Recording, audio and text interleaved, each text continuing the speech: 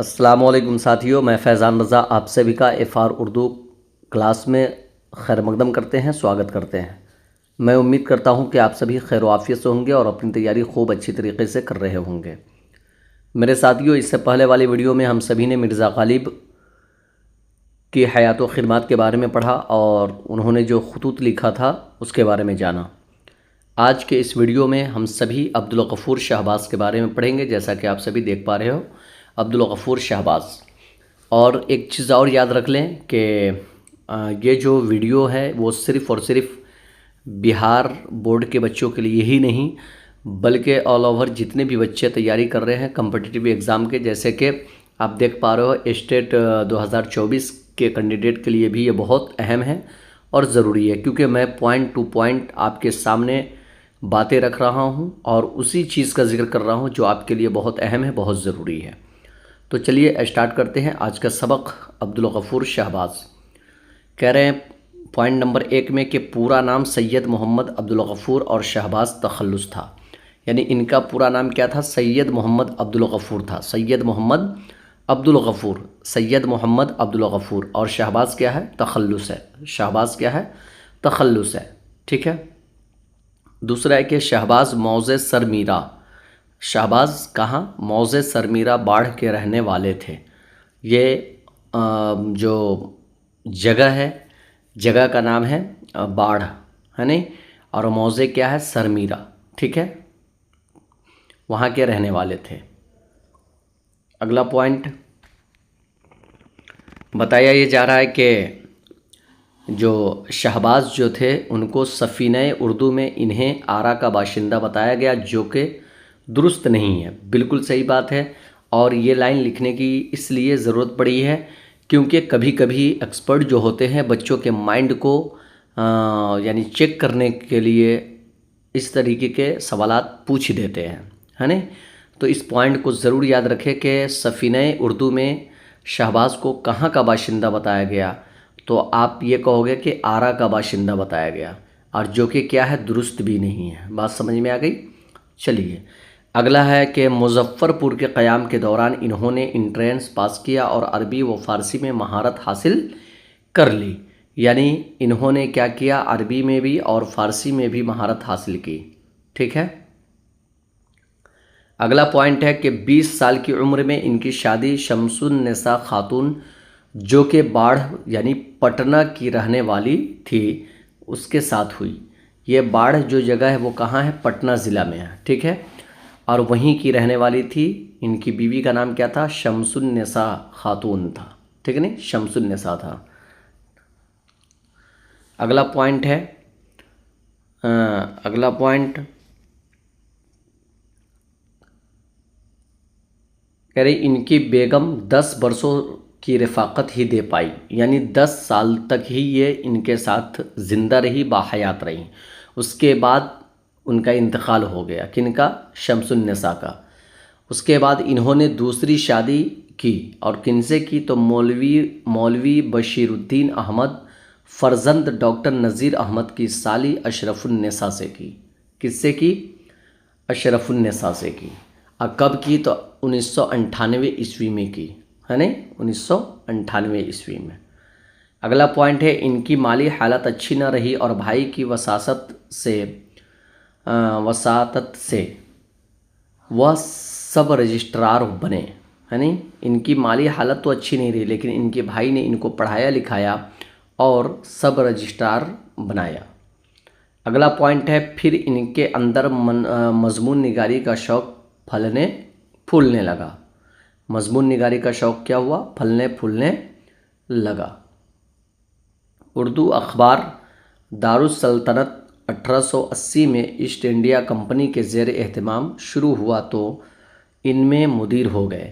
اب آپ سے یہ کوشچن پوچھا جا سکتا ہے کہ دارالسلطنت جو اخبار ہے، اردو اخبار ہے، وہ کب یعنی کہ شائع ہونا شروع ہوا؟ تو 1880 عیسوی میں، اور اس کے مدیر کون بنے؟ تو شہباز بنے، ٹھیک ہے۔ چلیے اگلا پوائنٹ کہہ رہے ہیں کہ اس کے بند ہونے کے بعد انہوں نے پٹنہ کے BN کالج میں داخلہ لیا۔ اب یہ جو اخبار جو چھپ رہی تھی اب یہ جب اخبار بند ہو گئی تو انہوں نے پٹنہ کے BN کالج میں داخلہ لے لیا. ٹھیک ہے. اگلا پوائنٹ کہا جا رہا ہے کہ اودھ پنچ لکھنؤ، الپنچ پٹنہ، مخزن لاہور اور اودھ اخبار لکھنؤ میں لکھنے لگے. یعنی یہ جو ہے سے اودھ پنچ لکھنؤ میں، الپنچ پٹنہ سے جو شائع ہوتا تھا، مخزن جو لاہور سے، اور اودھ اخبار جو لکھنؤ سے شائع ہوتا تھا، اس میں مضمون لکھنا شروع کر دیے. آگے کہہ رہے کہ بھوپال کی بیگم صاحبہ کو ان کے علم و کمال کا علم ہوا تو بھوپال آنے کی دعوت دے دی. ٹھیک ہے نہیں. ان کے علم و کمال کا جب ان کو معلوم ہوا تو بھوپال کی جو بیگم صاحبہ تھی ان کو دعوت دی کہ وہاں آئے اور درس و تدریس کے فرائض کو انجام دے. وہاں وہ 1905 میں ناظم تعلیمات ہو گئے. ناظم تعلیمات ہو گئے. کب؟ 1905 عیسوی میں. ٹھیک ہے. چلیے اگلا پوائنٹ ہے، بتایا جا رہا ہے کہ اپنی دوسری اہلیہ کے انتقال کے بعد وہ نہ اورنگ آباد کالج کے پروفیسر رہے اور نہ بھوپال کی ڈائریکٹری کے رکن. ٹھیک ہے. اس قسم پرسی کی حالت میں وہ سخت علیل ہو گئے اور 30 نومبر 1908 کو اس دار فانی سے کوچ کر گئے. ٹھیک ہے. اگلا پوائنٹ ہے، ان کے کلام رباعیات شہباز، خیالات شہباز، تفریح القلوب اور باقیات شہباز میں مناظرہ دین و دنیا، ٹھیک ہے، قرآن السعدین، سالگرہ مبارک حضور نظام الدین، خدا کی رحمت، عید سعید، عروس شادی، نوحہ، 3 خمسے، تہذیب قیس، قانون قسمت وغیرہ جیسی نظمیں ہیں. ٹھیک ہے.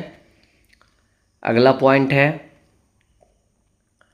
کہ اس کے علاوہ کلیات نظیر اکبر آبادی، مقدمہ مواضع حسنہ، مصنفہ ڈاکٹر نذیر احمد، مقدمہ خیالات آزاد، مقدمہ سوانح عمری مولانا آزاد، دیباچے نواب دربار، دیباچے نوابی کھیل، مقالات جمالیہ، ترجمہ رد نیچری، سیرت خسروی اور زندگانی بے نظیر ان کی تصنیفات و تالیفات میں شامل ہیں.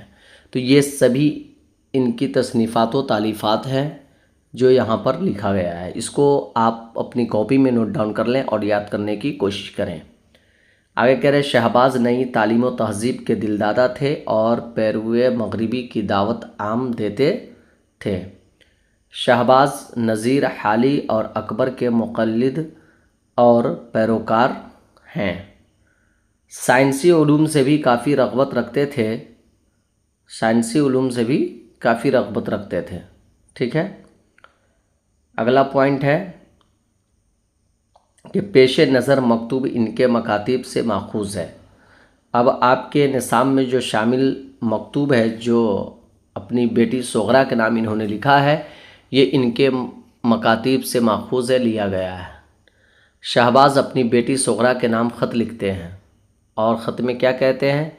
اور یہ دریافت کیا ہے کہ ان کے والدہ یعنی خود ان کی بیگم انہیں خط کیوں نہیں لکھتی، اور یہ کہ وہ خود اپنا سبق یاد کر رہی ہے کہ نہیں. اپنی دونوں بیٹیوں کے لیے وہ دعا کرتے ہیں کہ وہ پڑھ کر بہتر سے بہتر زندگی کے لیے تیار ہو جائیں. وہ محرم کی چھٹی میں ضرور ان کے پاس آئیں گے. اس طریقے سے جناب عبدالغفور شہباز کی حالات زندگی کو ہم سبھی نے دیکھا، اور انہوں نے اپنی بیٹی صغرا کے نام جو خط لکھا اس کو بھی ہم سبھی نے دیکھا. تو میں امید کرتا ہوں کہ آپ سبھی کو یہ پوائنٹ بہت ہی پسند آئی ہوگی. بس اجازت دیجیے نیکسٹ ویڈیو کے لیے، اور آپ سبھی سے بس یہی گزارش ہے کہ آپ اچھی طریقے سے تیاری کریں تاکہ کامیابی کی منزل تک پہنچ سکے. تو بس اجازت دے. خدا حافظ. فی امان اللہ.